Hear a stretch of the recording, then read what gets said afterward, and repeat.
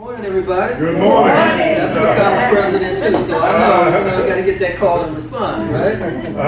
I'm Dr. Eric Gravenberg. I'm an ICB consultant, but I'm also president of the Gravenberg group. Let me just tell you a little bit about my background. You've seen my bio in the program. I'm not going to go through all of that, but my experience is really primarily in the enrollment management area.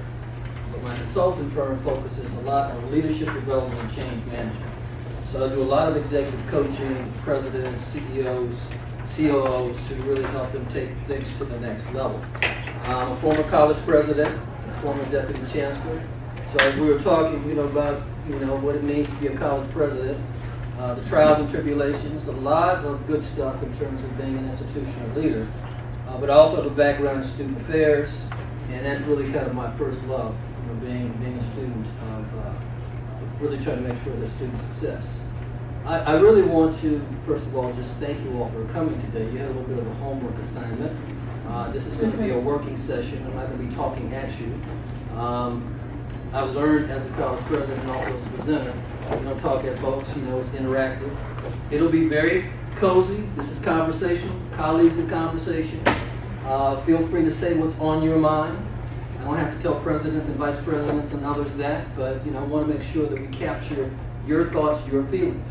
The purpose of this think tank is to really not just to think, but to put some things into action. You've seen a lot of things in terms of the course of your own professional career. We are at an apex in terms of HBCUs. If you look at the political context in which we reside, we've survived worst. But we were prepared to elevate ourselves in those times and tribulations. So now the call to all of us is how do we elevate ourselves again? It means really how do we look at ourselves differently to make sure that we've got the change that's needed for the future and for our students and our institutions. Darryl is joining me in terms of co-presenting today, and I'm really excited about that. We've talked about us working together for some time, and so this will be a tandem kind of presentation today. But before we do that, let's go around and have you introduce yourselves. And as you're introducing yourself, I'd like you to respond to this question. What are you most proud of? Okay? So just think about that for a minute. Okay? So I'll start it off. And clearly one of the things I'm most proud of, I got a couple. I have two strong sons. Praise the Lord, they've never been in trouble. Praise the Lord, they're both working. In fact, my youngest son sent me a check last week for $500. Wow. And that's what I said. Okay, I said, I got this check in the mail, and I picked up the phone and I called my son. I said, well, what is this for? He said, well, Dad, just because of all the things that you've done. Now, my first reaction, he was like, this ain't enough, right? But because he was such a generous, unselfish act, it brought a tear to my eye. So I'm very grateful, thankful for my sons. And I'm also grateful to still be working with all of you and run a program, leadership development for African American men and women in Sacramento.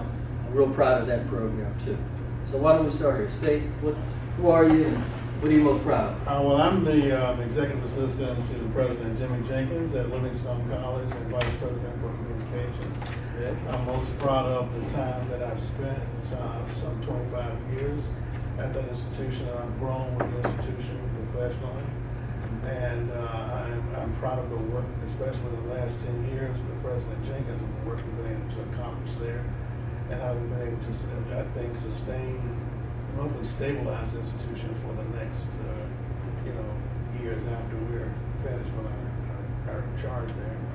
And I'm also proud of the fact that I've been married for 37 years, and I have a great group of children and grandchildren, and now a great grandson. So I'm really happy. Very good. Good morning. Good morning. I'm Helene Carter. I work at Payne College in Augusta, Georgia. And I've been there for a number of years, since July 2009. And I'm very proud of the work that I do. There are often times that I thought of departing, if not that institution, but departing higher education. But then there's something that reminds me, maybe our student who's graduated, or students that I currently shepherd and guide. Although many of us are in certain positions, we tend to do a lot more than the job description. That's right. And I'm most proud of those students that I helped to get through that 4-year, sometimes 5-year period, and get them out there into onto the global stage where they are performing very well, and they come back and they say thank you, and now they're beginning to give back. Mm-hmm. And I'm proud of the ones that I have guided, that those are the ones that I'm able to reach out and touch and say, look, I need you to give to the institution, and they do give back. Wonderful. Thank you. Hello, I'm Lynn Evans. I'm a CPA and I'm in Memphis, Tennessee. In the UNCF, in my UNCF world, serving as a consultant with ICB, I'm most proud of the fact that I've worked with a number of the member institutions. When I've come on campus, they've welcomed me very politely, but with an eye of skepticism as to whether or not there's one more consultant coming on board who can't help me or tell me anything I don't already know. And most of the times I'm not telling anyone anything they don't already know, but hopefully I'm able to give them a little more confidence and reaffirm the fact that they know the solutions and they're helping with implementing solutions. I'm proud of the fact that when I leave the campuses without fail, they all say, I'm glad you came. So I'm proud of the work that I've done with UNCF, and I thank you all for allowing me to do it. Personally, I'm proud of the fact that as an African-American female, I've been in business for myself since 1983, and I've been able to keep the lights on and the bills paid. Thank you. Hi, everybody. I'm Sherry Turner. I'm the Director of Institutional Success and Support with ICB. And when I think about my work, I'm most proud of the nurturing, mentoring, teaching of students, ensuring that our students are successful. And then related to that is the work that I'm very proud of in terms of helping to support colleges and universities create environments where students can be most successful. Thank you. Jesse Brooks. I'm at Spelman College. I'm the Vice President for Student Advancement. I've only been there for a very short time, for only 9 months. But a couple things in terms of personally, I'm proud of the fact I have an incredibly supportive family in terms of whatever I wanted to do, whatever direction I took. They've always been supportive and they've always been behind me, so I'm really proud of that. In terms of my brief time at Spelman, I'm really excited that they've accepted me at Spelman, and they've been incredibly supportive in terms of providing me with everything I need to do my job. And looking at our students and what our students bring to the table and the richness that we have at Spelman, I'm proud that I can actually go out and represent them and raise funds for them so that they can really complete their education. So that's what I'm proud of. Thank you very much. I'm Brian Bridges, Vice President for Research and Member Engagement at UNCF. And personally, I mean, I break this up because there are a couple of things. But personally, I'm most proud of my ability to overcome my own challenges to work to become a decent father. I have 2 young kids. I don't necessarily like kids, which is why I waited until I was in my 40s to have them. But I feel like there's been a reason for everything, and I've overcome my own inner issues to work to become the best father I can be. But then also, really, I'm most work-wise, professionally, I'm most proud of the work I've done at UNCF in helping these institutions to become stronger, securing resources to help them and help their students succeed. The stories that you hear about from these students, I mean, you all know at these campuses, you hear them every day. And some of the stories that we hear and see from students who get our scholarships are powerful. And it makes you want to get up and go to work every day and work through the churn and through the difficulties that you experience. And so I would say that's the work I'm doing now. Thank you. I'm Bill Robinson, Vice President for Institutional Advancement at Allen University in Columbia, South Carolina. been in that role for new divisions since October of last year, so it's relatively new, although I came there in November of 2013 to direct the Title III program. So I've been working since then. My proudest accomplishment personally are my two daughters, two adult girls that one of my criteria is to get them to a point where they wouldn't ask me for monies. So my oldest daughter, who has this international travel club, has not asked me for anything for 3 years. And my youngest daughter, who finished a master's in community psych at University of New Haven about a year ago, hadn't asked me for 2.5 years. And she's working with the state Girl Scouts in the state of Connecticut. My proudest accomplishment is actually something that I did when I was executive director of the National African American Tobacco Prevention Network, where at the time the FDA was given would be granted the authority to regulate tobacco for the first time. We were able to, our organization spearheaded the effort and was able to get a provision added to study the role of menthol. And if you know anything about Black people and it's smoking, 90% of us who smoke mentholated products. So we wanted to have that study done in the first year to discover and to reveal the harm that it was doing to not only the Black community but other communities of color. After the year, the results of the study indicated harm was being done to especially African American communities and other communities of color. But to this date, the FDA has not done anything to take menthol out of cigarettes. So while it was my biggest accomplishment, because the bill was signed by the first African American president of this country, so that made it extra special. And so those are my accomplishments. Thank you. Well, my name is Linda Jackson, and I'm the Senior Development Officer at Houston-Tillotson University. So I've been at the university for 18 years. I started in a role to do one job, and that was to tell the university story as Director of Public Relations. And so I'm really proud of the fact that every good thing that you've heard about the university is because of the work that we've done in the public relations area. And so our university, was in a position where we had to own all of the bad things about the university, but we're in a position now where we have so many proud things to talk about. And so the last year I was moved into a position as a Senior Development Officer and to bring some of that same energy to the fundraising at the university. And so I'm proud of the fact that I'm using all the skills that I've learned. We're courting a $1 billion donor, and we're being patient and using all of those tools and skills in order to, for this donor to fund our Steinway initiative.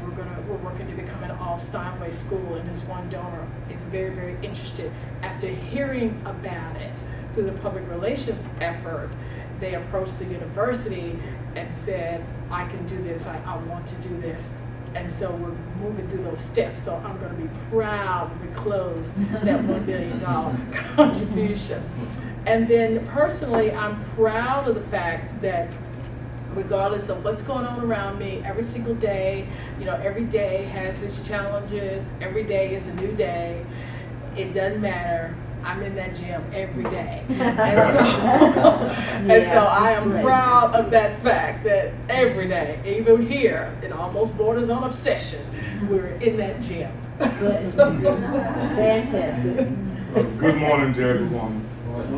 My name is Whitaker Vernon Middleton, the Vice President for Advancement at Claflin University in Orangeburg, South Carolina, where I've spent 44 years and counting down, 44 years and 11 months as an employee at the university, 35 years in the advancement operation. Personally, I'm most proud of my relationship with Jesus Christ. I'm very proud of that relationship that has existed now for about 35 years. And I'm proud of that because through him I've been able to accomplish a great deal at Claflin University in terms of fundraising and building an infrastructure that's second to none, I believe, with the highest alumni giving among HBCUs at 52%.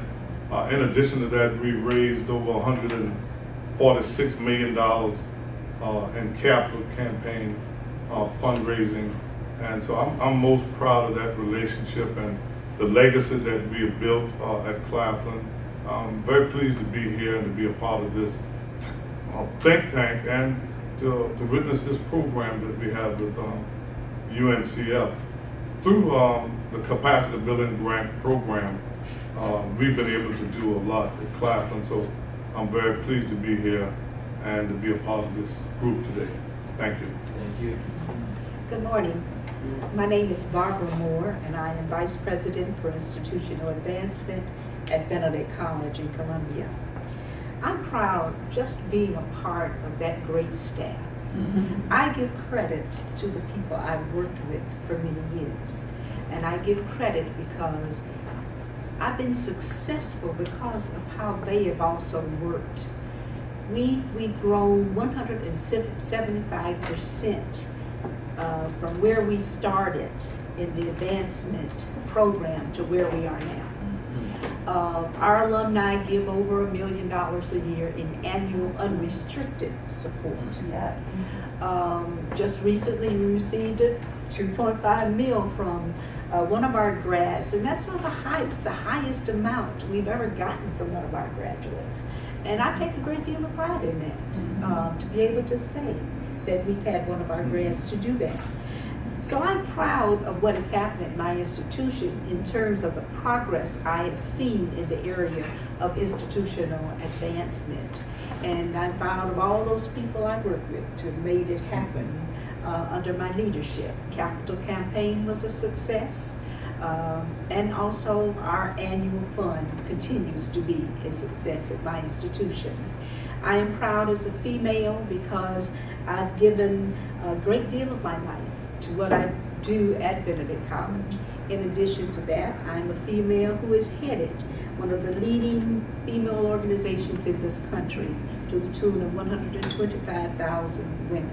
Yes, and I take pride in that because when you can do that as a female, you've been through the trenches. I'm also a mother. I have only one daughter. She's an herb doctor, married, and I have 2 lovely grandchildren. And I'm about to get like we've been friends for many years, and we're about to leave together. That's right. And I'm leaving. I don't know whether Bernard's has it. I don't think you have it in those little ones running around. I do, and I look forward to the day I'll go home and tell them all about Benedict College and make them tigers to be. All right. I'm Logan Hampton, and I serve Lane College in Jackson, Tennessee. I am completing my 3rd year service and beginning my 4th year service there. And I am most proud of my wife, Susan Combis Hampton, 28, soon to be 29 years, and our 3 children, our 3 adult children, my twin girls, Elise and Crystal. Elise is a 7th grade science teacher. She went into the family business to the consternation of her mother and me. And her twin sister, Crystal, is a speech therapist in Arkansas. And just went to Zambia to do some mission work and in speech language pathology in Zambia. And then my boy, who's not much of a baby boy, but he is the youngest, and he is completing his studies at an institution in Arkansas, and will soon be an accountant, prayerfully. Just another semester to do that. Thank you. Thank you. Darryl. Yes, I'm Darryl and Watkins, and I'm the Senior Program Manager at UNCF Institute for Capacity Building. And a lot of you hit on the things that I'm most proud of. I have 4 children, 26 to 12, and they, of course, are what I'm most proud of. I have not reached the getting money stage from them as yet, nor that they don't ask for money stage as yet. Pray for me. I'm going out of order because I should have first said I'm extremely happy that God has chosen me to have a relationship with his son, Jesus Christ. So that's his first and foremost. And then finally, I think professionally is where I am today. If you don't know me, my history is I graduated high school and decided to go into the military.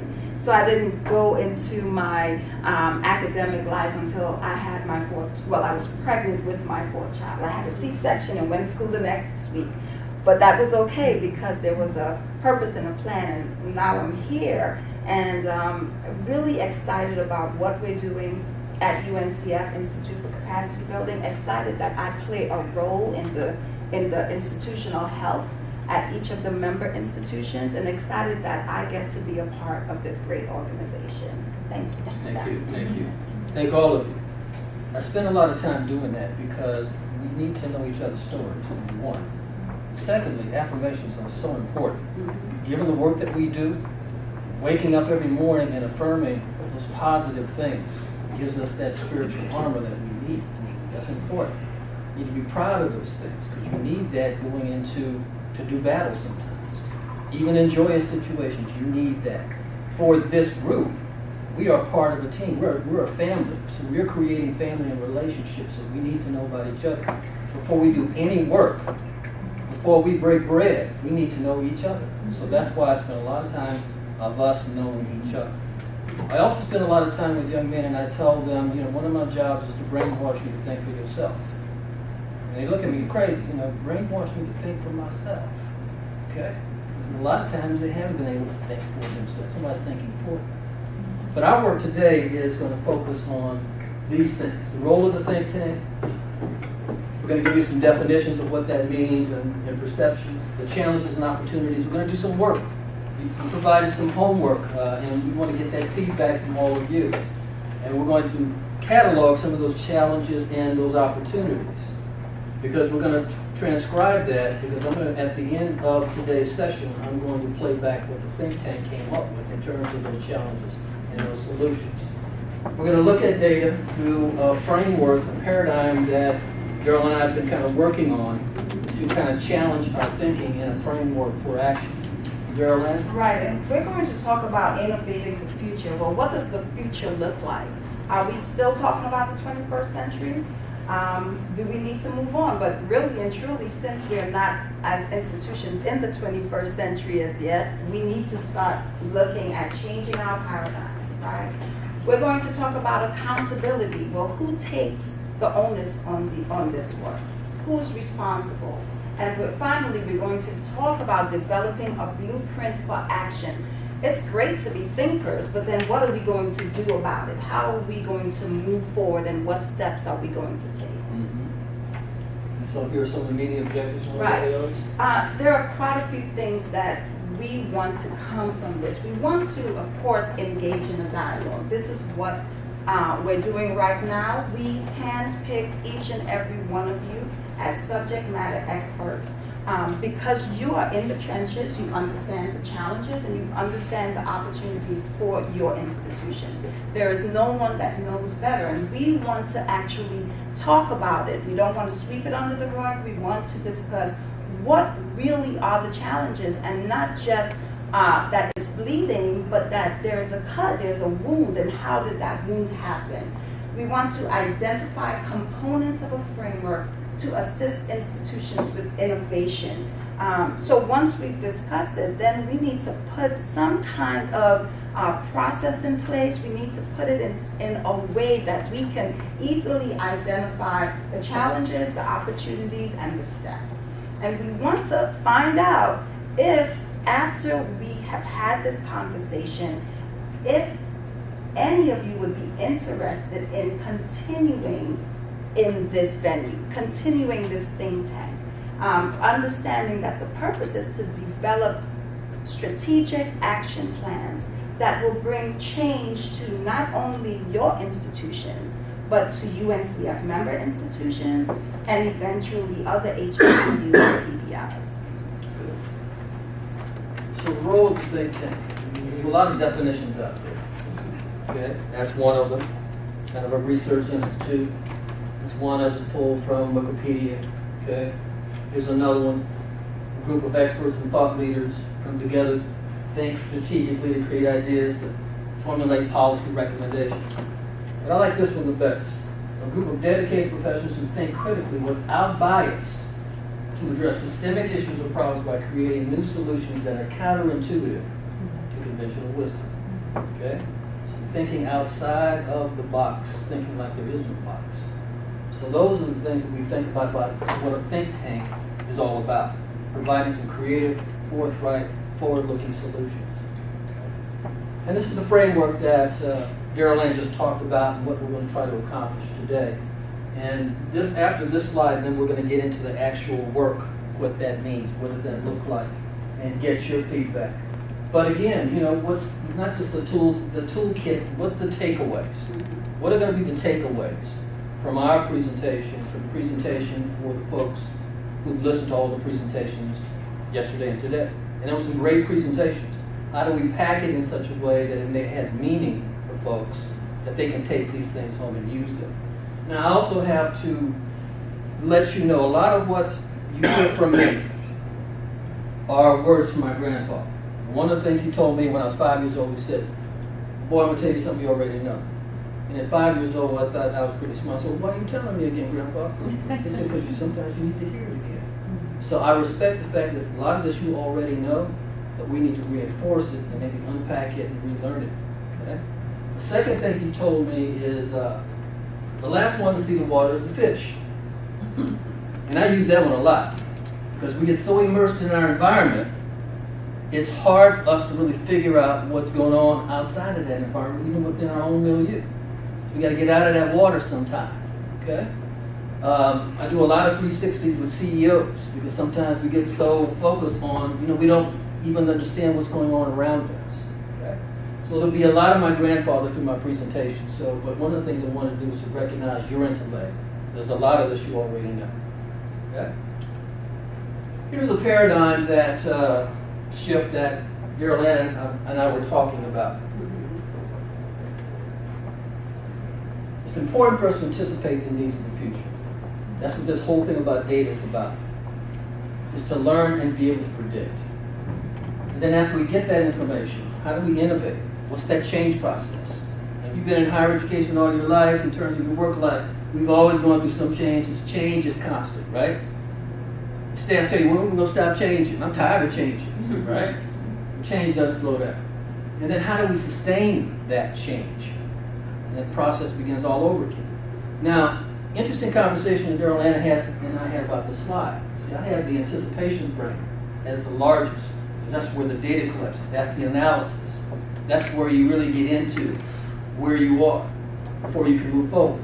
And Darryl, your interpretation was? Right, my interpretation was that the sustain gear or frame should be the larger gear because that's where the level of effort is. In order to get real, think about it, and innovate should be larger too because there's a more work that needs to be done even as you think of creating processes and making changes.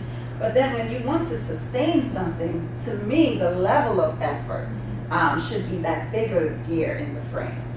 Right. So we came to an intellectual understanding that sometimes it's going to be different for each institution. Right. Some folks have already got the data sets all worked out. They know what that looks like.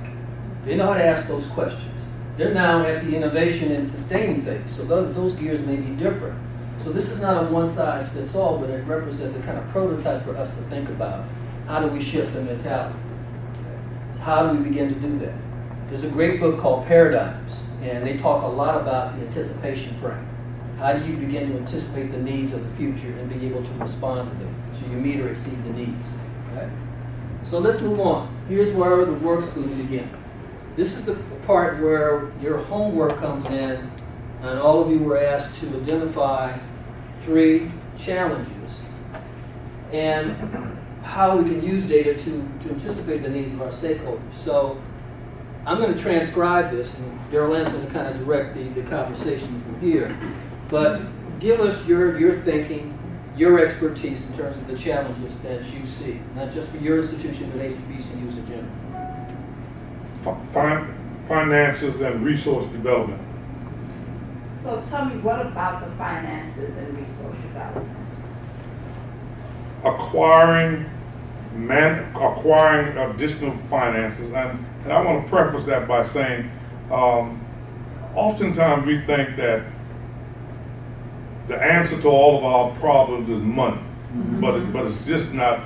You know, you can keep putting money into things and still not get what you want. But to a large degree, finances, acquiring finances and managing financing and making sure that the priorities that they're being spent properly and in the right places is certainly one that that we need to deal with. Now that's a challenge. And then when you just take a look at our HBCUs and think of and record how many of them have done a capital campaign in the last 10 years. It's just a handful. We don't have enough income, and then when we look at the needs of the schools in terms of scholarships to be able to compete for the top flight students, is finances. So, you know, finances is definitely one that impacts the overall framework and ability of our colleges and universities to be able to do their work. So finances and resource development is certainly one that Okay. Students enrollment. We are, I would think that 99.9% of us are tuition driven. So if you are tuition driven, that plays into just what you said. It plays into your finances. Because if you don't have the students there and you try to build this budget, okay, when we get into those months of the return of those students, you're going to have problems. You're going to have to reduce the budget. And right now, most of us do not take in enough money to go into filling that other gap outside of that piece for student income. And it's sad, but that's what's happening on our campuses, and that means we face a lot of deficits ultimately, and it goes into that student enrollment piece right there. I know that's from my own institution. So let me ask you this question: why do you feel like the institutions are not doing the capital campaigns or other types of endeavors to raise finances beyond student enrollment? Because when they build the budget, they put so much over on that student enrollment side, student tuition side, because they feel that they're not going to be able to get that other piece in there to make the difference. I don't know if any of our institutions have ever, except for there might be 2 or 3, that probably these, and one in particular is one that's getting some money out of the serious endowment. But our endowments do not allow to make up the difference in these pieces. You're talking about endowment money and the ability to go out and raise money. You look at how much we're raising, you know, for unrestricted gifts on a yearly basis. Those figures are not that great for what I know those budgets are requiring, and that's why we have deficits, and schools are crying out, and some are almost closing. Thank you. That was my challenge with endowments, that, you know, when you read reports that Harvard University's endowment is larger than all the HBCUs combined, it speaks to the need to, when we talk about the sustainability piece, to make that investment, to peel off a little bit of what we are raising, to always and consistently try to build our endowment in a way that it can help sustain us when we have those gaps in student enrollment. 1 second. Well, I like this word sustainability because I think we don't really approach that in a way that we can rid ourselves of being dependent upon student enrollment or tuition to drive ourselves forward. And I think we have to find ways to not be dependent on student enrollment. We have to be more engaging, entrepreneurial in our thinking, and do some things as institutions that we're not held hostage to the student enrollment, because that whole paradigm is in peril right now. Money is being taken away from students. We can't just rely on student tuition or federal loans or any other kinds of monies that typically will come in from the federal government to sustain ourselves. So we're going to have to think completely out of the box and see what opportunities we have What does an institution being entrepreneurial looks like to you? Well, it's one that doesn't rely on these old paradigms. Mm-hmm. I think most of us in here have institutions that are at least a century old. Mm-hmm. And we've gone through this same clock, this same trail that we've been on for 100 years or so, and we've created ruts in the trail, and we've locked ourselves down in the ruts. So we have to rise above those old trails and find new ways of looking forward to the future and anticipate. I think that was the word that was used earlier. And if you're going to be an entrepreneurial institution, you think about an institution that through its research, faculty involvement, teachings, or teaching students how to become entrepreneurs. And they're building businesses. You think of incubators that make, where students can test out a product or a service for a short period of time to see if it's going to be profitable over a period of time, or meeting the needs of the country at a particular time. So you're gearing the outcomes, your academic outcomes of your institution to feed the needs of whatever industry demands they are at any particular time. Right. Thank you. So I'm going to go back to the question about why institutions don't do the capital campaign. Mm-hmm. And I think part of that, and I can look at ourselves, we've had a consultant come in, paid the consultant to come in, gave us all the data, gave us all the information, said, yes, you can do a capital campaign. And then when it went through the approval process, the response was not now. And I think part of that reason is that, like Dr. Alexander mentioned, we're holding on to to what we know is true. Right. The annual fund, we know we don't know what the capital campaign is gonna do. So it's like, you don't wanna let go of something that is not giving you everything that you need in order to really launch out there and do something that's major. And then I think the second reason for that is that we feel like we always have to have all of the components in place. Right. You can't have half of them. You can't have a third of, you've got to have everything. You've got to have the person, you've got to have this, you've got to have, and if you don't have all of that in place, then not now for a capital campaign. I'm going to add to that. I want to add to that because I think part of the answer for that lies in another bullet there, and that's governance and leadership. You have to have, one of the greatest challenges I think that we have at our universities is the lack of leadership and the turnover, and especially in the position of the president. And even among us here today, I've met numerous persons who said, well, I've been on the job a month or 2 months or 6 months. The turnover among advancement professionals and presidents that are willing to lead, visionaries, and that's what we need, visionary leaders as presidents and in our areas of advancement, and we have to have that. And when we don't have that, when you talk, a recent report I read stated that the average tenure of HBCU presidents is about 3.4 years, or one contract. After they get one contract, they don't get the second one. You can't sustain do fundraising or build or raise a capital campaign to do those kinds of things that we need to do. If you have a president coming in and 3 years later you got a new president, you got a new vice president for advancement, you have to have stability and visionary leadership that don't mind taking risks and that really know what they're doing to lead our institutions. And I know that Jesse is next, but let me ask you a question. With regards to the turnover, besides governance and leadership, what else leads to the turnover at our institutions? Because there are many turnovers, even for the last 7 years that I've been with UNCF. Well, governance is a big part of that. Okay. Trustees not understanding, right in the state of South Carolina, I won't call any names, but we know the HBCUs that are there.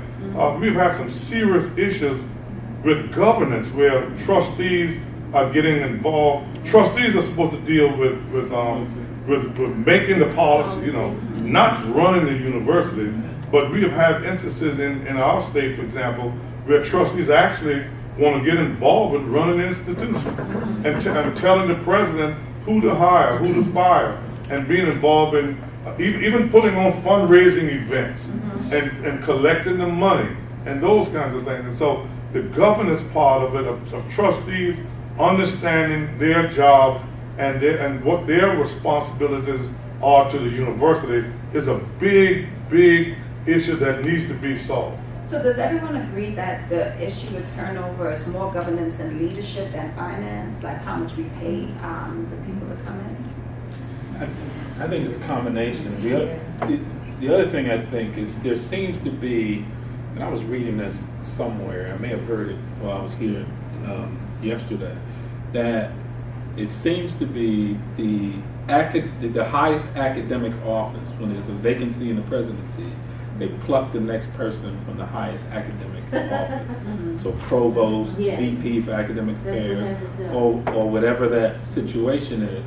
And that's not always a good fit because the breadth of their experience in that is not one that suits itself well for the scope of a presidency. Right. And while you may be an excellent VP or provost in the academic area, Right. that doesn't necessarily translate to the varied things that you would be responsible for Gotcha. serving as a president of an institution. So sometimes it's just people with the wrong experience that are Right. being elevated to this position, and that paradigm is seen to be, I even in agree. majority institutions, Right. the highest academic officer is the one often promoted up to So the let me- presidency. I want to make sure I captured exactly all of what you said, because this is crucial.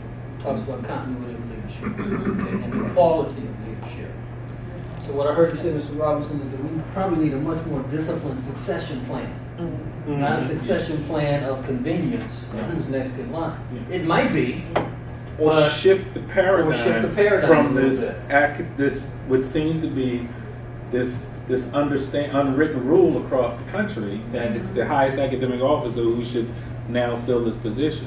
It's shifting a little bit. I mean, there's some data out there that shows it's shifting a little bit, but it's still the predominant position. Yeah. So I agree with Dr. Bridges, it is shifting. It's not shifting enough. We got to give it a push. Exactly. Okay. And as far in terms of governance, this is an accreditation issue in terms of micromanagement. You heard about that. Yeah, Okay. yeah. It's an accreditation issue. Dr. Bridges? No, and I would just to add on to that, I do have another question I want to add after Jesse and then Dr. So the American College President Survey just came out from ACE. They do it every 5 years or so. They found that I think almost 50% of presidents in their survey, and they had a representative sample, I think it was around 1,700 presidents, 50%, 48%, 50% were provosts, former provosts. That's down from a high of around 68%. Right. And actually, amongst the HBCU community, HBCUs are a little more open because HBCUs have a tendency to have more VPs of student affairs who ascend to the presidency. So, so yes, that model is shifting a little bit, but I do agree with you because leading the academic enterprise is a little bit of a different kind of animal. At a bigger school, you do get a chance to do some fundraising and some external work, but at many of these small institutions, you don't get the chance to delve into the wide breadth of opportunities that you, or operations that get managed. Thank you for that.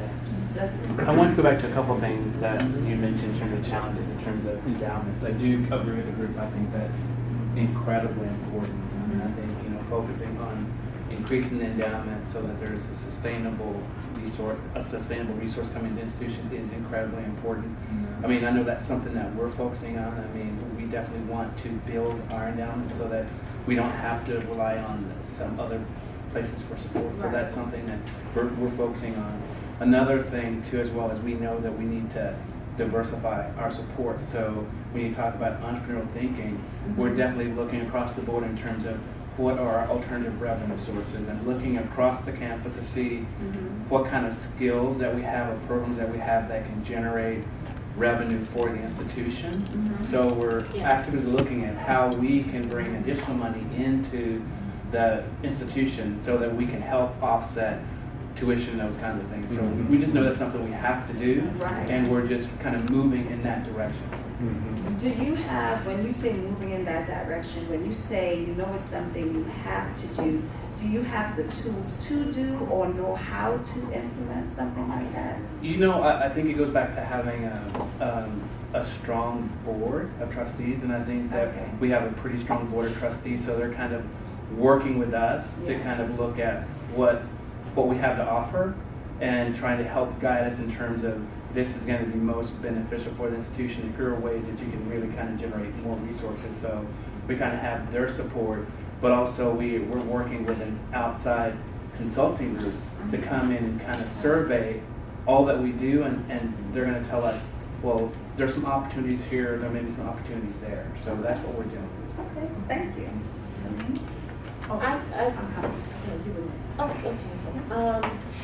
I think in my own experience at Payne College, in the last 3 years, a lack of education in higher education, starting at the top, from trustees, CEO, administration. And finally, we brought on board a consultant for a few months. They still were not really fully embraced, but the consultants were able to tell us how a capital campaign or a comprehensive campaign would work and what you would need to structure that and etc. Still, we're not following all of that, okay? Because it wasn't fully embraced. The CEO said it wasn't his job to raise the money. That was an issue. Hold on a second. My mind Say that again, sister. Hard of hearing. I just want you to be my grandfather. Tell me twice. The CEO said multiple times it was not his job to raise money. Now, that also trickled down to the administration. Okay, you had a VP of Fiscal Affairs, who we still have, who has said to me, she doesn't want me raising monies for endowed scholarship. She prefers the annual fund or unrestricted monies. And a lot of that behavior now goes into the governance of funds, of endowments, and how monies are given to us and what they're intended for versus how we actually use them. But there's light at the end of the tunnel. All right. We have a new CEO who's worked in advancement, who's been a president before, and who has worked at PWIs and HBCUs, so he understands it, he gets it, okay? And the trustees are beginning to get it, but still, I have to work with administration, and that one VP of Fiscal Affairs who said, I'm not going to authorize any monies for an annual report or newsletter, because who's going to read that? Why are you doing that? So education, we need education on all levels. We tend to think because we are educated that we understand what fundraising and development and all of that is. Not necessarily. And what I think we need to do more of is educate the board, leadership or the governing body, the CEO, the cabinet, mid-management, faculty, staff, students, parents, alumni, and really all of our constituents on why we need to fundraise, what it will do, and how an endowment will sustain and help to sustain and ensure the future, and why we need to manage those funds properly, why we need to tell folk what we're doing, the impact, the benefits, etc. So it goes back, I think, for us right now is educating. Although we have new leadership, we still need to educate. Got you, right? And I know we need to move this on because we only have a half hour left in it. But so as far as challenges, one I haven't heard that I want to throw out for everyone is this kind of pervasive, negative, deficit narrative that persists and hangs over HBCUs in the public sphere, in the press, and in the Black African American community. You can't get more students to enroll because there are some black families out there who believe, as my mentor Charlie Nelms likes to say, the white man's ice is colder than the ice over here. You can't drive up, you can't fundraise and get the kinds of endowments, build the kind of endowments that you need and deserve, because there are people out there who feel, I've had a donor tell us, I don't want to give good money to the bad. So I'm concerned with these schools that you all are working with, and every time we turn around, one or two are on probation or on warning. So there, and in the media, every time you turn around now, all these leadership turnover, the same things are happening at PWIs, is just more glaring when it's only an N of 100 institutions versus an N of 4,000 2- and 4-year institutions. And so there's this consistent and persistent negative narrative around HBCUs that we have to work to change within the institutions, within the higher education network, and within the black community as well. Because I think until you change that, a lot of this other stuff that you're trying to do is going to be difficult moving forward. And yes, and to add to what you just said, one of the things that I've seen in working with our institutions is, yes, we all have meager finances, but we run into trouble because we prepare budgets that basically are balanced. We say we have a vision and a mission, but we don't discipline ourselves and spend the dollars we have the way we say we're going to spend them in terms of tying them to the strategic plan. Of all the institutions I've worked with, I probably came across two that truly, when a budget request came, when a spending request came in, it had to be tied to a specific line and purpose in the strategic plan.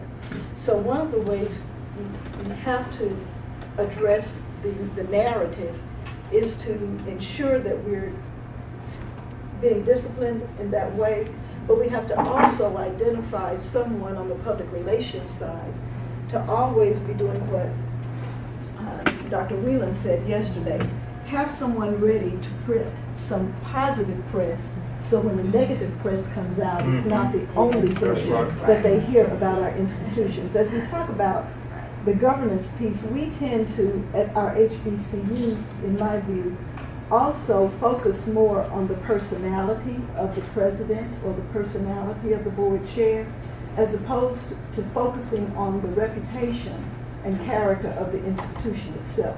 You should give to the school because of the validity and the purpose of the institution, and not because Susie is the president. Okay, we take a couple more, then I want to move the agenda. Dr. Hampton has hand up. Yes. Yeah, I do want to say the lack of capacity is a major challenge, and it's the lack of capacity in a number of areas. One I'll start with, those words, intelligent use of data, is the capacity. We are all required to submit voluminous reports, but then being able to have the capacity on our campus to understand that data and to be able to use that data strategically to make decisions is a real difficulty. And then I want to just go in the weeds just a bit on that discipline succession plan. Malcolm Gladwell, recently I was listening to one of his web talk, and he talked about the difference between basketball and soccer. And he said, and in basketball, you go out and you pay the most money you can for the best player that you can get, because that player can get the ball and that player can win the game for it, because there are only 5 people on the team. Where in soccer, you've got 11 people on the team, and it may come down to only 1 or 2 goals are going to be scored in a game, and so in a match rather, and it may come down to your weakest link. So the way to build a strong soccer team is you've got to make sure not only you have the superstar, but that your weakest link is stronger than the opposing team. Within our context, developing leadership capacity among department heads and directors and deans is of critical importance. We have superstar leaders at the top at some of our institutions. And then we get beyond that, there are a number of persons who need access and opportunity to more fully develop. And I say about my team from time to time, we need to develop our bench so that we'll have persons that we can call on who feel comfortable and competent to lead our campus. Thank you. I just wanted to say that comparative infrastructure and facilities, sometimes we lose out as institutions because in the same city, a student will have a choice of a campus with all the amenities versus buildings that are 115, 16, 50 years old and in need of repair. So oftentimes we just lose out, and I think that is it's a constant challenge for HBC. That falls on the infrastructure, and another one I want to add to the enrollment piece is value proposition. Okay. And that's something that you just mentioned a while ago too. It deals with, what's the value of HBCUs as opposed to majority institutions. We have to deal with that issue of value proposition, and you're right. Infrastructure, upgrading our facilities, and making sure that they are second to none is very critical to our success. Thank you. And one more. I like your comment about the value proposition and the fact that everybody in the institutional community has to sing from the same hymn. It is not enough to get out a very good press release, because I would challenge anybody to tell me what was the latest story that was in the paper yesterday. If you rely just on press releases, you're not going to get good PR. But everybody in the community that you have as part of the institution should be saying positive things about it. Because the person that you tell is in your sphere of influence will listen to you as opposed to something that was in the newspaper, which they don't trust. That's why President Trump has been able to get a lot of traction about calling news fake, because it doesn't hold any water after a few days. But if somebody in this room that's a part of the larger community of the institution will say to somebody else or to some other person of influence what your institution is about, they will hear that person and they will believe you as opposed to some newspaper article, which will go away in a couple of days. I want to just put something out there, because we all have, other entities that we're associated with, other, my own alma mater and what have you, which has its history. Is there a point where some things you cannot overcome? And so do you want to put your energies into those things that you cannot overcome? And so sometimes I think we put too much energy into the things that we cannot overcome. And so let's just move on with that. And that's not to say that, that you just give up on it. But maybe there's another strategy. And I think sometimes for HBCUs, we all do the same thing. And then you have those 1 or 2 that are doing something different that are very, very successful, but we don't want to embrace that. We want to stay with the same thing. So I just want to put that out there. I think that's a great segue into where we're shifting to now. How do we implement sustained change? How do we address the fact that, this is not working for us? let's shift our focus. Let's do something different and make change, but address the issues, because no matter what, the challenges are still there, right? Whether it's to move away from a certain component of what we're doing, change it, add to it, totally revise the whole thing, or do something new. But we have to start talking about implementing and sustaining change. So What are the three issues? given the time that We had 10 issues, right? first of all, thank you. Because wrapped up in this are not only just the challenges, but some of the solutions. Right. So let me comment in terms of what I heard, okay? I was hoping to hear when I started this conference, and I'm glad I heard the entrepreneurial thinking, okay? Let me tell you why. Because not only is the pool of students shrinking, jobs are shrinking, okay? So if you have a career plan with students from high school to college to employment, that's one thing. But the nature of jobs are shifting, okay? More and more students want to be entrepreneurial. So that need is there. We've got to work with our faculty to help them make that bridge. So that's a key point. The fact that you brought in some folks to help you look at that, that's crucial. The fact that you're even voicing that on the campus, that's crucial. The faculty may have a hard time with that, so we have to bring them along and show them the compelling data. When I do my presentation at the end of the day, there's going to be some recommended reading that you can share with faculty. There's one book in particular, it's called The End of Jobs. The job market has shifted, okay? Because of technology and because of the global aspects of it. And more of our students want to become entrepreneurs. I was working with one institution, a graduate theological institution at HBCU, and they were trying to attract the same students. Well, they're not going to get any traction, okay? And those same students are telling them, this is really what I want. But the institution is reluctant to offer that. So guess what's going to happen? Okay? It's predictable. Okay? They're not going to survive unless they change. So I was glad to hear that. The succession planning, the talent development, we had that conversation in the beginning. We have to do that.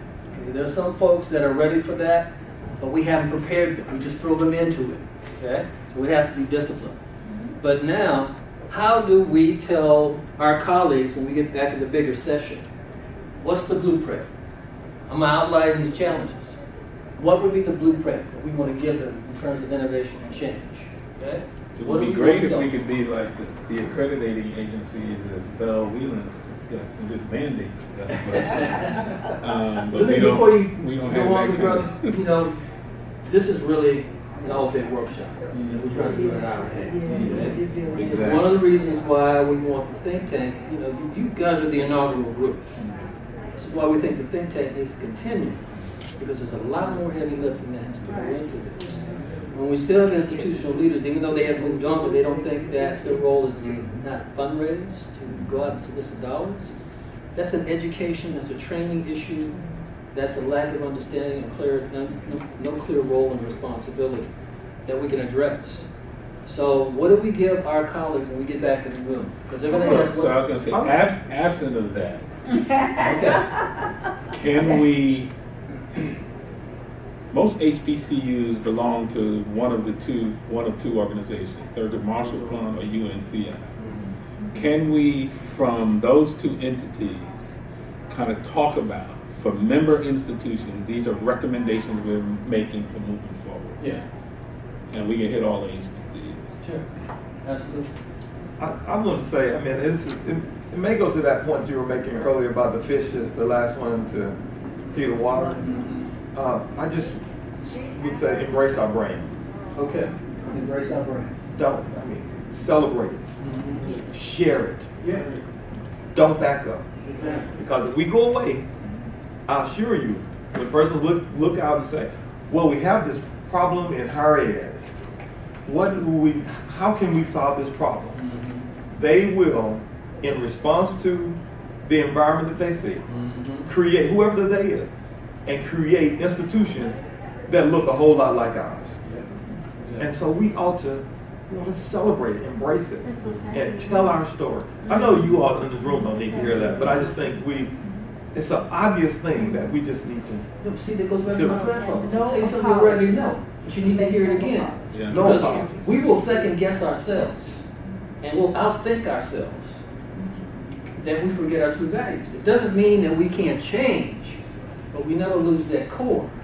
But we do have to look at it in different ways in terms of how do we maintain that, be resilient about that, not retreat from that, but change in the process of that.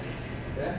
So one of the last things my grandfather told me, and this was really applicable in terms of looking at data, he said, son, you got to learn how to separate the spaghetti from the macaroni. And I didn't know what grandpa was talking about. You know, he used to drink a lot, okay? But what he was talking about is when it comes to data, what are you looking at? Okay? What is it saying? And then what are you going to do? The same thing goes for leadership strategy and development. If we know that we have some folks that are on this perpetual cycle of recycling presidents and vice presidents, then HBCUs have to, we recognize that, we know that happens, then what's the plan to correct that? Not in a punitive way, but in a way that is educated, in a way that is positive, in a way that is capacity building, okay? That's what we're talking about. Entrepreneurial. We want to learn from you. We want to learn from you in terms of, how do we build that entrepreneurial mindset? So Robert and I were talking last night, and I said, one of the things we try to teach our young men and women is that we want to create the new Black Wall Street. Okay, and first we have to tell them what Black Wall Street was and tell us about that. Okay, that's a whole other issue, right? But that's part of the legacy. That's that capacity building. That's that non-apologetic. So if we build in that class, we're less tuition dependent, right? When we get ourselves into trouble. And we're training this cadre of entrepreneurship, a mindset not necessarily for, everybody can't be an entrepreneur. You could be an intrapreneur, work in corporations, okay? So we give them those on-ramps and avenues. And I'm telling you, I do a lot of national surveys, and our young folks, they want that. Now, some of them are entrepreneurs in the wrong kind of business, okay? We understand that too, okay? But they got a skill set that we need to really amplify, and then who else is in a better position than us? Okay? And it gets back to your point of being non-apologetic, being real clear and intentional. Okay? It's part of the value proposition. Yeah. It's a value proposition. Yeah. Okay? I want to suggest also that having worked with a very visionary, transformational kind of president, somehow I think that we need to try, one of the change of innovation in identifying the right kind of leaders for our institution, because I think all of us realize that as the analogy you used a while ago, Doctor, is that one person can make a difference, and the right leadership at our institution, the right person can make a big difference, and we can identify them and get them on board. Let me ask this question out of ignorance. Does UNCF have a President's Leadership Development Program? Where we're identifying, training new leaders?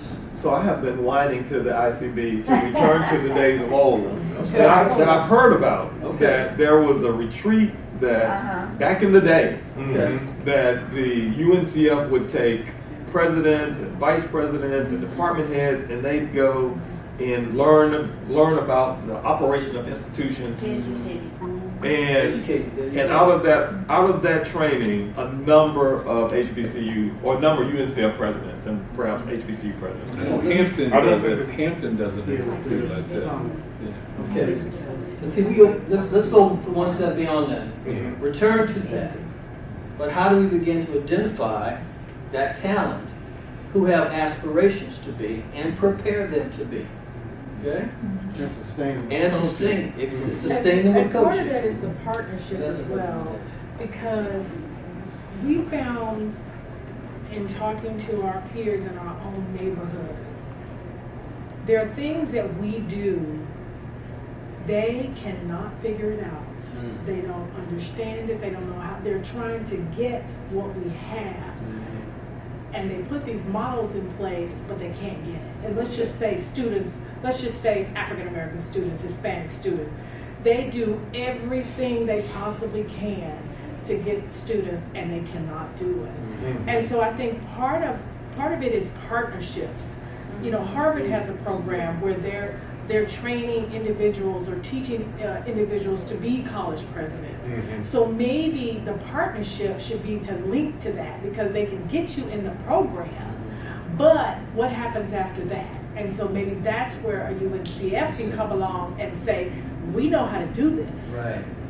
There's components that they just don't know how to do. Yeah. And so the partnership, I I like think, is that. very So some folks doing some of the basics right now. We need to link with them. right. Still maintain our own identity and our own brand that builds on top of that. So leadership development. Yeah. Okay. That creates that pool that we're talking about. Mhm.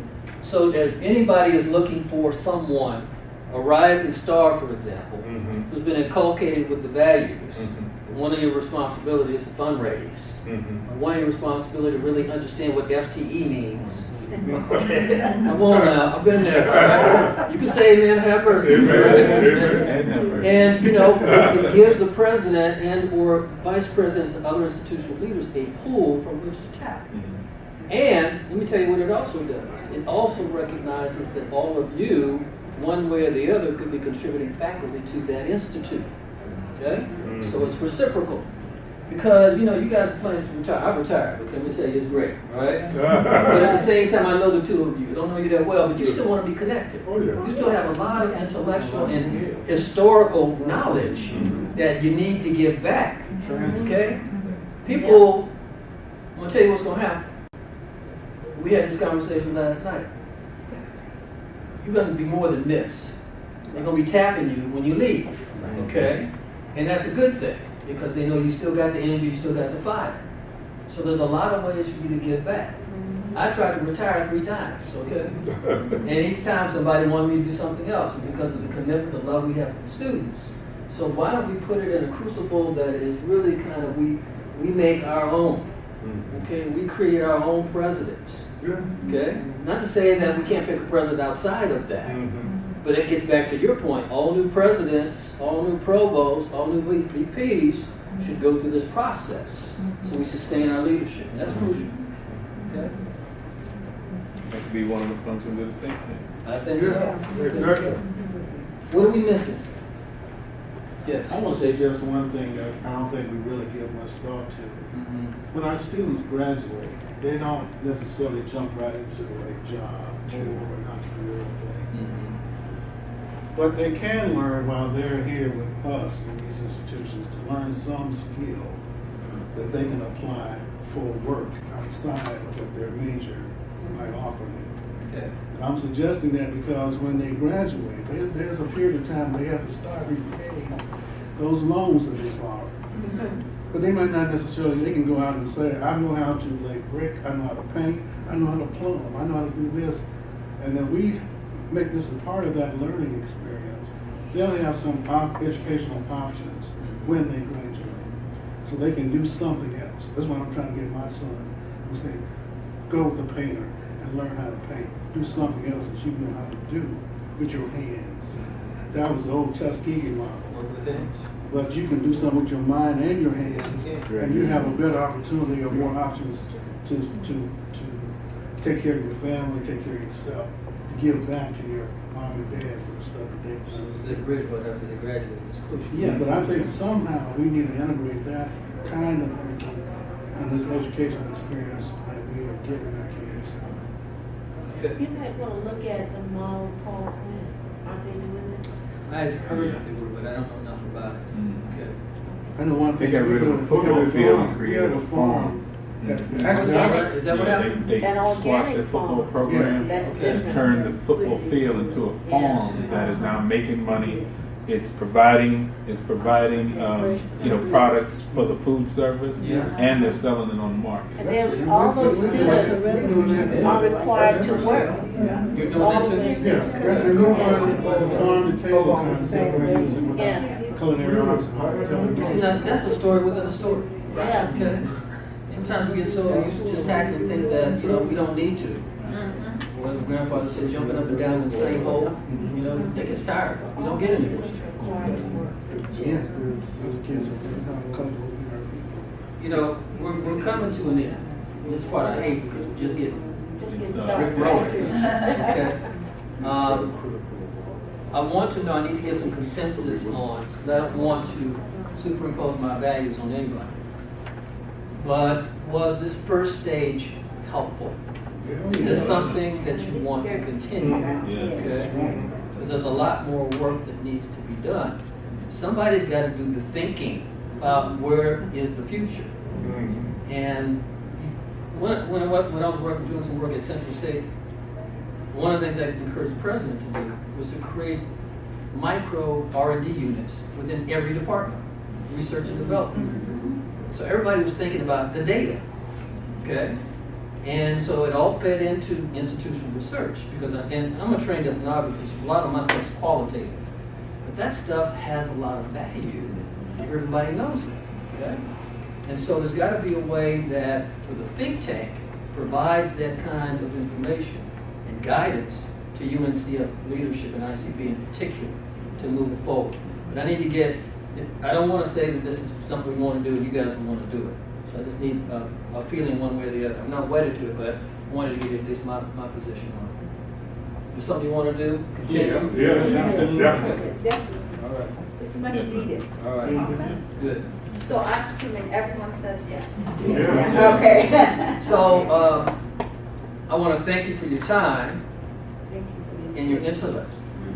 And I want to do one thing before we leave. You know, it's not a kumbaya moment, but I would like for all of us to get up and hold hands and affirm our commitment to our institutions. And I'm going to ask Dr. Hampton just to give us some words of encouragement to send us on our way.